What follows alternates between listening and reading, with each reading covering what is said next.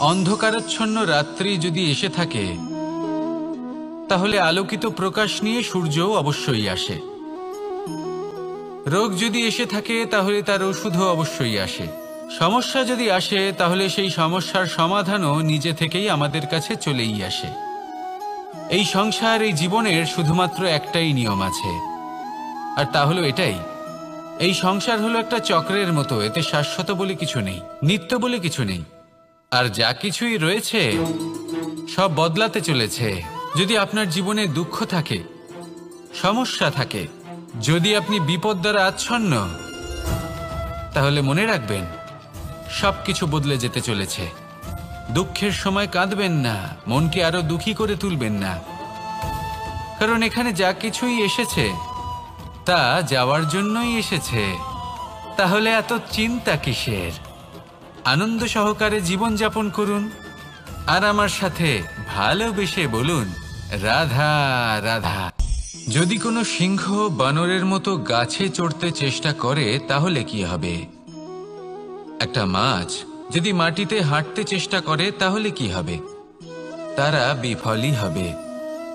কিন্তু এরকম কেন হয়? তার কারণ হলো প্রকৃতির রচনা কিছুটা এরকম। এখানে প্রত্যেকটি ব্যক্তিকে, প্রত্যেকটি প্রাণীকে আলাদা আলাদা গুণের অধিকারী করা হয়েছে, এবং সকলকে একটা সীমাও প্রদান করা হয়েছে।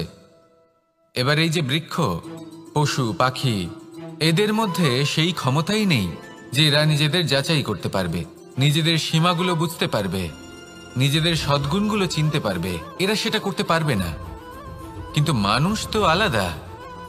মানুষের কাছে সেই বিশেষ শক্তি আছে যে তারা পূর্ণরূপে নিজেদের যাচাই করতে পারবে, নিজেকে পূর্ণরূপে বুঝতে পারবে, নিজের দোষ, নিজের অপগুণ, নিজের সদ্গুণ, নিজেদের সীমাগুলো তারা বুঝতে পারবে। আর এটা অত্যন্ত গুরুত্বপূর্ণ। কথায় আছে যে যদি সাফল্য লাভ করতে হয়, তাহলে নিজেকে যাচাই করে নিতে হবে। তাই নিজেকে যাচাই করুন, নিজের সাথে পরিচিত হয়ে যান, এবং জীবনে কর্ম করতে থাকুন। সাফল্যের শিখরে অবশ্যই পৌঁছে যাবেন। আর ওখানে যদি যান, তাহলে এই মন প্রসন্ন হয়ে অবশ্যই বলবে রাধা রাধা। রাত্রিবেলায় যখন আলোকিত জোনাকিদের দেখেন, তখন মন প্রসন্ন হয়ে ওঠে। এদের দেখতে খুবই সুন্দর লাগে। আর এমন ঠিক কেন হয়? প্রথম হলো এটাই যে রাতের বেলায় চতুর্দিক অন্ধকারাচ্ছন্ন থাকে। এমত অবস্থায় যদি আমরা কোথাও একটু প্রকাশ দেখি, তাহলে সেটাই আশার কিরণের ন্যায় মনে হয়। সেই প্রকাশই আমাদের মন প্রসন্ন করে তোলে। আর সেই জন্য যে সকল মানুষ রাতের বেলায় কোনো জোনাকি দেখতে পান, তারা প্রসন্ন হয়ে যান। এবার কখনো কখনো জীবনে আমাদের মনে হয় যে চতুর্দিকে শুধুমাত্র অন্ধকারই হয়ে আছে। প্রত্যেকেরই তা কখনো মনে হয়। আর তখনই আমাদের নিরাশ হলে চলবে না, আমাদের দুঃখী হলে চলবে না। সেই সময় আমাদের খুঁজতে হবে নিজেদের আশেপাশে, চতুর্দিকে, আর কোথাও না কোথাও আমরা প্রকাশ অবশ্যই দেখতে পাব, আশার একটা কিরণ অবশ্যই দেখতে পাব। কেউ এমন একটা কর্ম করেন যেটা দেখে আমরা প্রেরিত হয়ে যাই। আর এমন কোনো কর্ম যদি আপনারা করেন, তাহলে সেই কর্ম আপনার মনকে প্রসন্ন ভাব, আনন্দ এবং ভালোবাসা দ্বারা ভরিয়ে তুলবে। আপনার অন্তরে সেই অন্ধকারের অন্ত করবে, দুঃখেরও অন্ত করবে। আর এই মন প্রসন্ন ভাব নিয়ে বলবে রাধা রাধা। মনুষ্য জীবনের সবথেকে বেশি গুরুত্বপূর্ণ বিষয় হল মনের একাগ্রতা। এই সংসারের যে কটি মহান কার্য সম্পাদন হয়েছে, তা হলো মনের এই একাগ্রতার একমাত্র ফল। আপনি অবশ্যই দেখে থাকবেন, অনেক ছোট বড় নদী যা বয়ে চলে, তাদের সামনে একটা বাঁধ নির্মাণ করা হয় সেই সব নদীর জল সঞ্চয় করতে।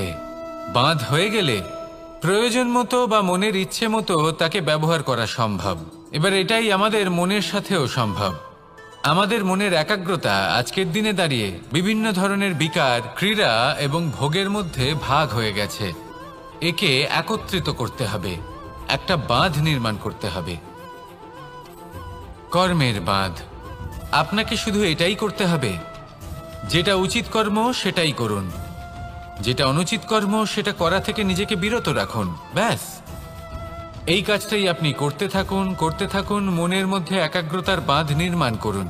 আর একবার যদি তা নির্মাণ হয়ে যায় তাহলে যখন চাইবেন, যেখানে চাইবেন, যতটা চাইবেন একাগ্রতা প্রয়োগ করতে পারবেন। আর একবার যদি আপনি এটা শিখে যান তাহলে এই সংসারকে বদলে ফেলার মতো কাজ আপনি করতে পারবেন, সমাজকে শোধরাবার মতো কাজ করতে পারবেন। তাহলে এই মনকে একাগ্র করুন আর আমার সাথে ভালোবেসে বলুন, রাধা রাধা।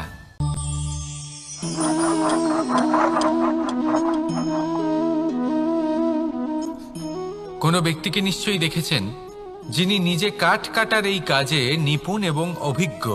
এবার আপনারা দেখবেন যে তার মনোযোগ সমস্ত কাঠের ওপর থাকে না, তার মনোযোগ থাকে শুধুমাত্র একটা কাঠের ছোট্ট একটি অংশের ওপর, যেখান থেকে তার টুকরো করা হচ্ছে।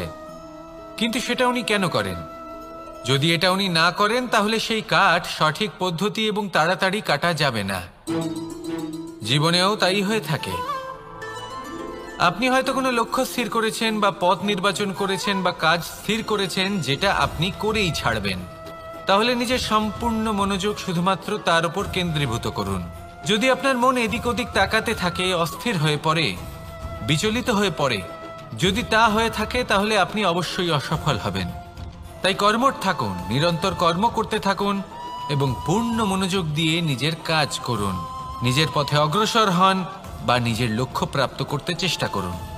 তারপর দেখুন কি হয়, কিভাবে উচিত পথে এবং তীব্র গতিতে আপনার লক্ষ্য আপনার কাছেই পৌঁছে যায়। আর আপনার এই মন প্রসন্ন হয়ে বলে, রাধা রাধা।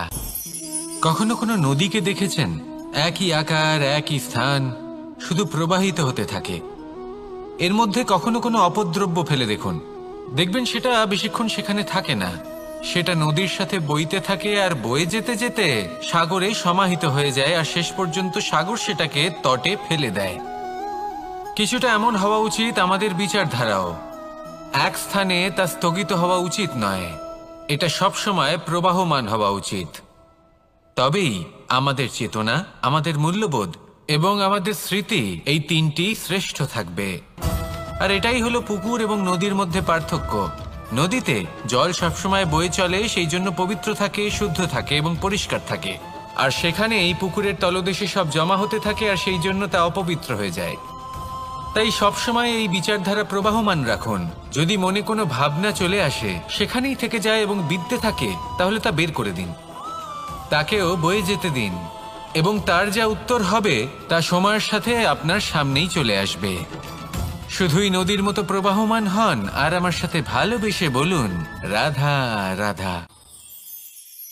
এই সংসারে সাফল্য লাভ করার জন্য জ্ঞানের প্রয়োজন হয়, পরিশ্রমের প্রয়োজন হয়, দৃঢ় নিষ্ঠার প্রয়োজন হয়, নিরন্তর চেষ্টা করা প্রয়োজনীয়।